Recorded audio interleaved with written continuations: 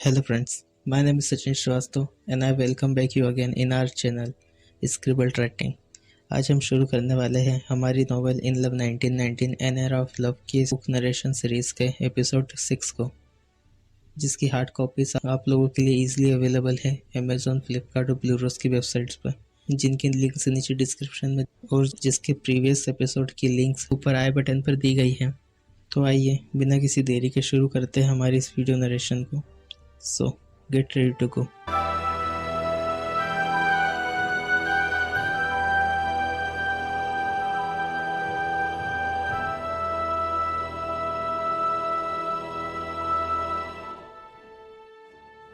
यह कहानी पूरी तरह से काल्पनिक रचना है। इस कहानी में उपयोग किए गए नाम, स्थान, वस्तु या किसी घटना का वास्तविक जीवन से कोई संबंध नहीं है। इसका प्रयोग सिर्फ मनोरंजन की दृष्टि से इस कहानी को रोचक बनाने के लिए किया गया है। हमारी कहानी का उद्देश्य किसी की भावना को ठेस पहुंचाना नहीं है। कृपया इस कहानी को मनोरंजन की दृष्टि से स्वीकार करें। धन्यवाद।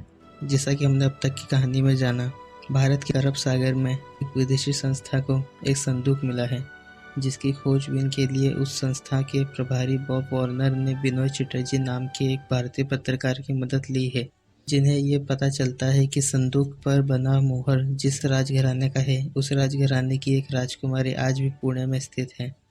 जिसके बाद बिनोय सीधे पुणे जा पहुंचते हैं, जहां उनकी मुलाकात गंधर्व से होती है, जो राजकुमारी तक पहुंचने में बिनोय की मदद करते हैं, जिनका नाम वेदांशी है और जिनकी उम्र अब करीब 110 वर्ष की हो चुकी है। बिनोय राजकुमारी से उनके अतीत की कहानी जानने की विनती करते हैं, पर राजकुमारी तब बिनोय को कुछ भी बताने से इनकार कर देती है। लेकिन कुछ दिनों तक बिनोय द्वारा इंतजार करने पर राजकुमारी सब कुछ बताने के लिए तैयार हो जाती है।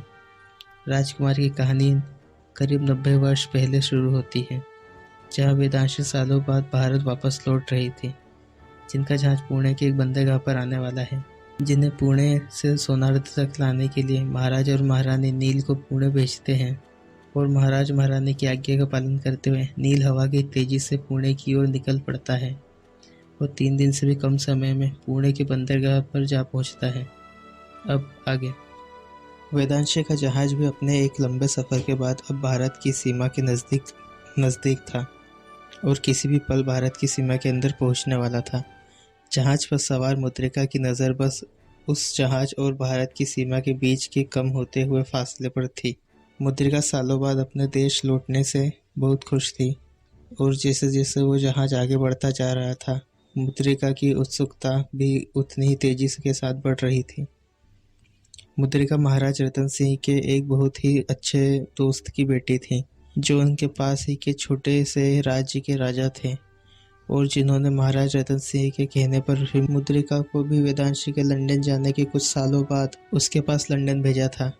वेदांशी और मुद्रिका बचपन से एक साथ बड़ी हुई थी, पर फिर भी दोनों में ज़मीन आसमान का अंतर था। एक और जहां मुद्रिका एक बहुत ही नर्म दिल और दूसरों से एक अच्छा व्यवहार बनाकर रखने वाली लड़की थी, तो वहीं वेदांशी थोड़ी गुस्सैल और दूसरों पर हमेशा अपना रौब चलाती थी। पर इसके बावजूद वेदांशी और मुद्रिका दोनों ही एक दूसरे के बहुत करीब थे। मुद्रिका जहाज पर अपने सफ़र के ख़त्म होने की राह देख रही थी और उसी समय उसे एक सिपाही ने बताया कि वो अब भारत की सीमा में पहुंच चुके थे, जिसे सुनकर मुद्रिका के चेहरे पर एक बड़ी सी मुस्कान आ गई। मुद्रिका इस बात को वेदांशी को भी बताना चाहती थी और इसलिए वो अपनी जगह से उठकर वेदांशी के कक्ष की ओर चल दी और सीधे उसके कक्ष में पहुंच गई। पर मुद्रिका को उस कक्ष में वेदांशी कहीं दिखाई नहीं दी। मुद्रिका ने वेदांशी को पुकारा भी सही, पर वेदांशी का जवाब नहीं आया, जिससे मुद्रिका को लगा कि शायद वो अपने कक्ष में ना होकर जहाज पर कहीं घूम रही होगी। और यह सोचकर मुद्रिका उस कक्ष से बाहर निकलने के लिए वापस मुड़ी ही थी कि तभी उसे अपने पीछे से वेदांशी के खुद को पुकारने की आवाज़ सुनाई दी। जब मुद्रिका ने दोबारा पलटकर अपने पीछे देखा, तब उसने देखा कि वो आवाज़ वहाँ पर लगे एक बड़े से लंबे सफ़ेद चमकीले पर्दे के पीछे से आ रही थी, जिस पर्दे के पीछे एक स्नान कक्ष था, जिसमें एक बड़ा सा पानी से भरा हुआ गहरा क्षेत्र बना हुआ था, जहाँ उस समय वेदांशी नहा रही थी। इसलिए मुद्रिका उससे बात करने के लिए उस पर्दे के पास जाकर खड़ी हो गई। मुद्रिका, आप अभी तक सोई नहीं? पर्दे के पीछे से दोबारा एक आवाज़ सुनाई दी। यह सवाल तो हमें आपसे पूछना चाहिए, मुद्रिका ने कहा। आप इतनी रात को स्नान क्यों कर रही हैं? क्योंकि हमारा मन कर रहा है इसलिए, वेदांशी ने हंसते हुए कहा। वैसे आप बहुत चहक रही हैं, लगता है ज़रूर कोई खुशी वाली बात है। हाँ, वो तो है, मुद्रिका ने कहा। हमारा जहाज अभी कुछ देर पहले भारत की सीमा में दाखिल हो चुका है और हम बस थोड़े ही इंतज़ार के बाद पुणे भी पहुंच जाएंगे। बस इतनी सी बात, वेदांशी ने कहा। और आप तो ऐसे खुश हो रही थी जैसे कोई तारा आसमान से टूटकर आपके पास आ गया हो। वेदांशी, थोड़े ही समय में हम पुणे में होंगे, जहां से महाराज का काफिला हमें महल ले जाने आएगा, मुद्रिका ने कहा। क्या आपको इस बात की खुशी नहीं है कि कुछ ही समय में सालों बाद आप अपने माता पिता से मिलने वाली है? इस बात की हमसे ज़्यादा खुशी और किसे होगी मुद्रिका, वेदांशी ने कहा। पर हमारे सोनारथ पहुंचने में अभी काफ़ी समय बाकी है। हमारे लिए तो भारत की सीमा में पहुंचना भी बड़ी बात है वेदांशी, मुद्रिका ने कहा। ठीक है, आप अपना स्नान कीजिए और हम जाते हैं दोबारा हमारे सफ़र का लुत्फ़ उठाने। मुद्रिका, वैसे कल पुणे में हमें लेने पिताजी का भेजा हुआ कोई काफिला नहीं आ रहा है, वेदांशी ने धीमी आवाज़ में कहा। पर क्यों? मुद्रिका ने आश्चर्य से कहा। क्योंकि हम भारत पहुंचकर सबसे पहले कुछ समय वहां पर अपनी तरह से घूमना चाहते थे, इसलिए हमने हमारे आने की गलत जानकारी पिताजी को भिजवाई थी, वेदांशी ने कहा। अब पिताजी का वो काफिला तो हमारे पुणे पहुंचने के एक दिन बाद ही आएगा। वेदांशी की यह बात सुनकर मुद्रिका ने कुछ पल एक जगह पर खड़े होकर कुछ सोचा और फिर वेदांशी के ऊपर हंसने लगी। मुद्रिका, हमें लगा था कि हमारी बात सुनकर आप गुस्सा हो जाएंगी, पर आप तो हंस रही हैं, वेदांशी ने कहा। तो यह हंसने वाली ही तो बात है वेदांशी। महाराज ने इतने साल इतनी दूर रहने के बाद भी हमेशा आपकी छोटी से छोटी बात का ध्यान रखा है, तो क्या वो आपकी इतनी सी बात को नहीं जान पाएंगे? मुद्रिका ने उस पर्दे के किनारे टहलते हुए कहा। कल महाराज का काफिला आए या ना आए, पर महाराज आपको किसी न किसी तरह से महल तक जरूर बुलवा लेंगे। यह तो कल ही पता चलेगा मुद्रिका, वेदांशी ने कहा। ठीक है, तो आप कल ही देख लीजिएगा, मुद्रिका ने पूरे विश्वास के साथ कहा। आपसे बात करते हुए तो अब हमें नींद आ रही है वेदांशी, हम तो सोने जा रहे हैं, आप भी समय पर सो जाइएगा, शुभ रात्रि। वेदांशी मुद्रिका की बातों को सुनकर कुछ देर सोच में पड़ गई, पर फिर उसने इस बात को अगले दिन पर टाल दिया और खुद भी जाकर सो गई। पूरी रात का सफ़र तय कर नील अगली सुबह पुणे के बंदरगाह पर वेदांशी के जहाज के वहां पहुंचने से पहले ही पहुंच चुका था, पर गोविंद अभी भी उस बग्गी में अपनी नींद में खोया हुआ था। नील ने उसे नींद से जगाने की बहुत कोशिश की, पर उसकी कोशिशों का कुछ फायदा नहीं हुआ। इसी बीच वहां किसी बिगुल की कानों को चुभने वाली एक तेज और तीखी आवाज़ सुनाई दी, जो वेदांशी के जहाज के वहां पहुंचने का एक संकेत था। उस आवाज़ को सुनकर नील उस जहाज की ओर मुड़ा ही था कि अचानक उसके पीछे से उसके दाहिने हाथ को जोरदार धक्का देते हुए गोविंद भागता हुआ उसके आगे आकर खड़ा हो गया। वेदांशी और मुद्रिका भी जहाज पर सूरज उगने से पहले ही तैयार बैठी थी और बेसब्री से जहाज के पुणे पहुंचने का इंतजार कर रहे थे, जिसके पुणे के बंदरगाह पर रुकते ही वो दोनों बिना देर करे उस जहाज से बाहर निकल आए और उस जहाज से लगकर नीचे तक आती सीढ़ियों पर एक के बाद एक कदम रखते हुए जहाज से नीचे उतरने लगी। मुद्रिका और वेदांशी दोनों ने ही विदेशी पहनावे के अनुसार अपने सर पर एक गोल टोपी और हाथों में ऊपर तक चढ़े हुए सफ़ेद चमकते हुए दस्ताने पहने हुए अपने हाथों में कई सुंदर रंगों से सजे हुए एक एक छाते पकड़े हुए थे। गोविंद ने अपनी ज़िंदगी में आज से पहले कभी किसी को इस तरह के पहनावे में नहीं देखा था। उन दोनों को देख उसकी आंखें फटी की फटी रह गई और उन्हें देखते ही अपनी जगह पर खड़ा रह गया। खास करके वेदांशी को देख ऐसा लग रहा था जैसे कि दुनिया में उससे ज़्यादा सुंदर और कुछ नहीं था। वेदांशी और मुद्रिका जहाज से नीचे ज़मीन पर उतरते ही अपने आसपास किसी चीज़ को ढूंढ रही थी। हमने कहा था ना मुद्रिका, पिताजी का कोई काफिला अभी हमें यहाँ लेने नहीं आने वाला है, वेदांशी ने कहा। अब चलिए, हमारे पास बस एक ही दिन है पूरे पुणे को घूमने के लिए। मुद्रिका और वेदांशी के बीच यह बातें हुई ही थी कि तभी अचानक गोविंद उन दोनों के सामने फूलों से भरे 2 गुलदस्ते लेकर पहुंच गया और वो गुलदस्ते वेदांशी और मुद्रिका के हाथों में देकर उनका स्वागत करा। राजकुमारी, गोविंद ने कहा, जिसके शब्द बहुत ज़्यादा खुशी के कारण लड़खड़ा रहे थे। मुझे यकीन नहीं हो रहा है कि आपके भारत आने पर मैं आपसे सबसे पहले मिल रहा हूँ। मुद्रिका और वेदांशी आश्चर्य से गोविंद की ओर देख रही थी।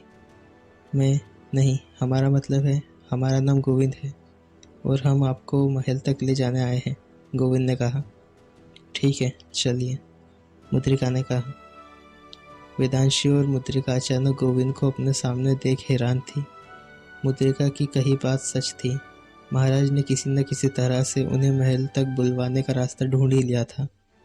पर वेदांशी भी इस बात से दुखी नहीं थी, क्योंकि शायद मन ही मन वो भी पुणे में अपना एक और दिन खराब करे बिना जल्द से जल्द महल तक पहुंचना चाहती थी। गोविंद ने वहां खड़ी बग्गी की ओर अपने हाथ का इशारा कर उन दोनों को उस ओर चलने के लिए कहा, जिसे देख वेदांशी उस बग्गी की ओर आगे बढ़ गई। नील उस बग्गी के दूसरी तरफ उसकी जांच कर रहा था और अंत में वो उस बग्गी के पहिए की जांच करने के बाद जैसे ही अपनी जगह पर उठकर खड़ा हुआ, उसकी नज़र उस बग्गी की खिड़कियों के किनारों से फिसलती हुई उसके सामने जाकर अटक गई, जहां से उसे वेदांशी अपनी ओर आती हुई दिखाई दे रही थी। नील उस समय सिर्फ वेदांशी के चेहरे को ही देख पा रहा था, जो सूरज की हल्की किरणों के बीच तेजी से चमक रहा था। पर नील के उस बग्गी की दूसरी तरफ खड़े होने के कारण वेदांशी उसे नहीं देख सकी और बग्गी के पास पहुंचने के बाद वो उसमें जाकर बैठने लगी।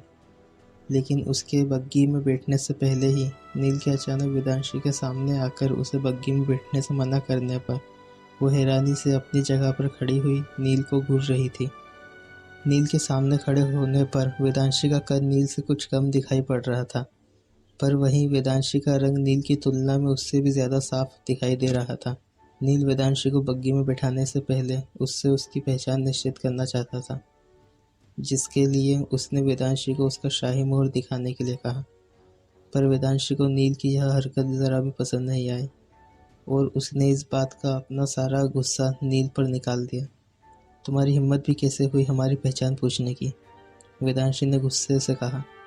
क्या तुम नहीं जानते कि हम कौन हैं?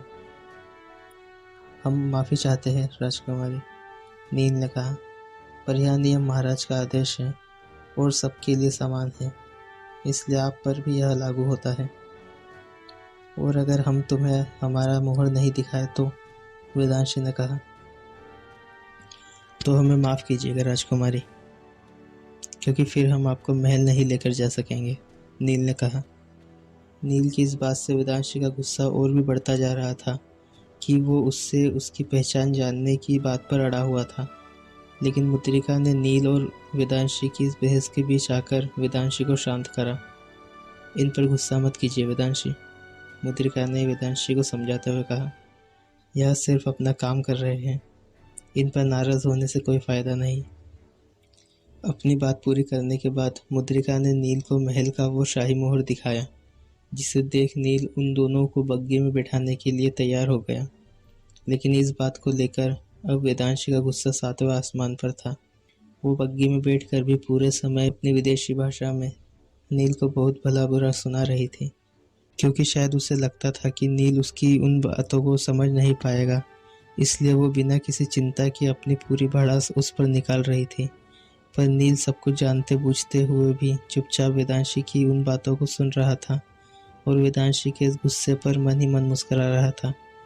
लेकिन गुस्से में बड़बड़ाते हुए वेदांशी के मुंह से नील के माता पिता के लिए कुछ बुरा निकल गया, इतना बुरा जिसे सुनते ही नील के चेहरे की वो मुस्कान अचानक हवा हो गई और जिसकी जगह उसके गुस्से ने ले ली, जिसके कारण उसने अचानक से घोड़ों की लगाम खींचकर तेज गति से दौड़ती हुई उस बग्गी के पहियों के ज़मीन पर घिसटने की एक तेज़ आवाज़ के साथ बग्गी को रोका और वेदांशी के पास जाकर उसे उसी की भाषा में उसकी इस बात का जवाब दे दिया। राजकुमारी, आपने अभी अभी जिनके बारे में जो कुछ भी कहा है वो हमारे माता पिता हैं, नील ने अपनी भारी आवाज़ में कहा। और एक बात हमेशा याद रखिएगा कि हमारे माता पिता के बारे में कुछ भी कहने का अधिकार किसी को नहीं है, आपको भी नहीं। वेदांशी नील के गुस्से के सामने चुप थी, पर उससे ज़्यादा वो हैरान थी कि महाराज के महल का एक साधारण सा लड़का इस जगह पर रहते हुए भी इतनी अच्छी अंग्रेज़ी भाषा कैसे जानता था। इसके साथ ही वेदांशी और मुद्रिका उस समय नील को गुस्से में देख काफ़ी घबरा चुकी थी, पर नील भी यह जानता था कि वो किससे बात कर रहा था। इसलिए उसने अपने आप को शांत कर वेदांशी से अपनी इस हरकत के लिए माफ़ी मांगी और उन्हें दोबारा बग्घी में बैठने के लिए कहा।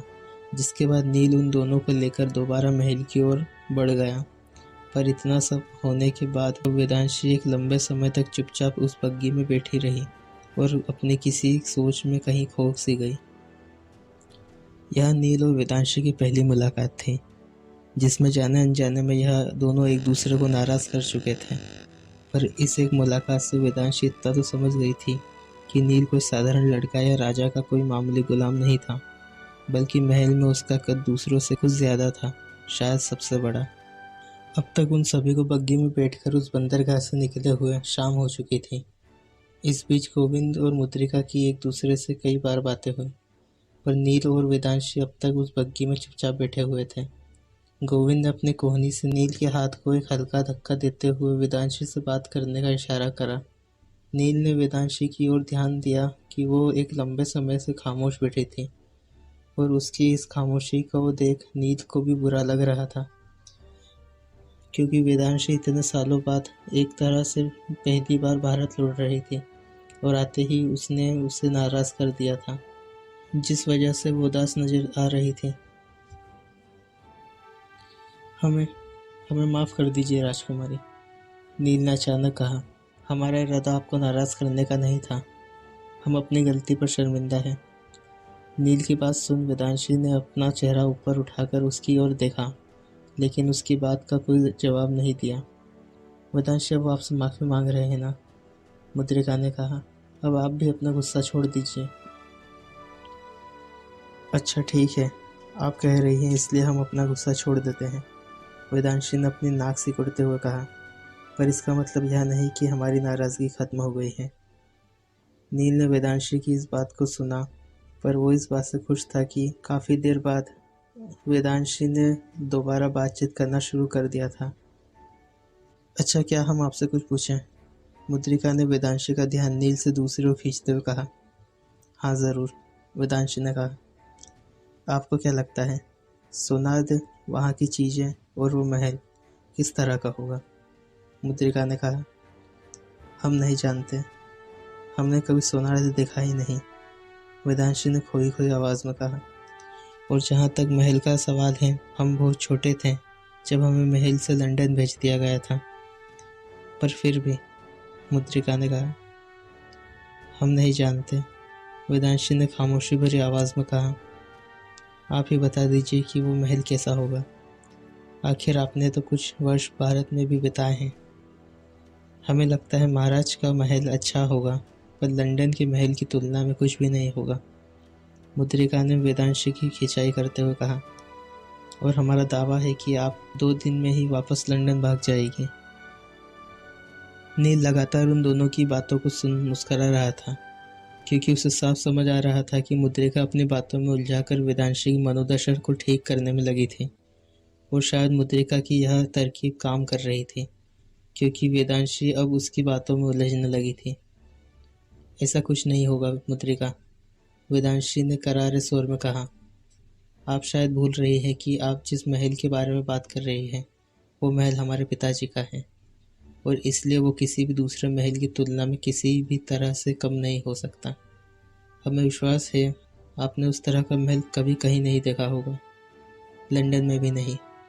हम सोनार्द के बारे में तो नहीं जानते, पर हम इतना दावा कर सकते हैं कि जब आप उस महल को देखेगी तो आपकी आंखें खुली की खुली रह जाएंगी। अच्छा वेदांशी, हमें माफ़ कर दीजिए, हमसे गलती हो गई जो हमने आपके महल के बारे में बात की, मुद्रिका ने मुस्कुराते हुए कहा। हम आपकी बात को समझ चुके हैं। इसी के साथ मुद्रिका और वेदांशी के बीच हमेशा की तरह सारी बातें होना शुरू हो गई, जो फिर बंद ही नहीं हुई। इसी तरह दिन से रात होते हुए अब वो आखिरी शाम भी आ गई, जिसके बाद वो सभी सोनार्द पहुंचने वाले थे। देखते ही देखते आसमान में शाम की लाली फैला रहा सूरज आसमान से खिसकता हुआ कुछ और नीचे आ गया, जिसके साथ नील ने भी बग्घी को गोविंद के हवाले कर कुछ देर आराम कर लिया और रात होने पर दोबारा उस बग्घी से लगे घोड़ों की कमान संभाल ली। नील को अब उस बग्घी को तेज गति से दौड़ाने की कोई ज़रूरत नहीं थी, इसलिए वो उसे धीमी गति से आगे बढ़ा रहा था। ताकि मुद्रिका और वेदांशी को उनके सफ़र में किसी तरह की कोई परेशानी महसूस ना हो, जो अब पीछे उस बग्गी में एक गहरी नींद में जा चुकी थी। जिसके कुछ ही देर बाद अब गोविंद भी नील के पास लगी एक गद्दी पर खर्राटे भर रहा था। जिसके बाद नील ने गोविंद पर बग्गी में पड़ा एक गर्म कंबल डालने के बाद उस बग्गी की खिड़कियों पर टंगे सभी पर्दों को नीचे गिरा दिया और उस बग्गी को रात की उस चांदनी और धीमी धीमी ठंडी हवा के बीच आगे बढ़ाता चला गया।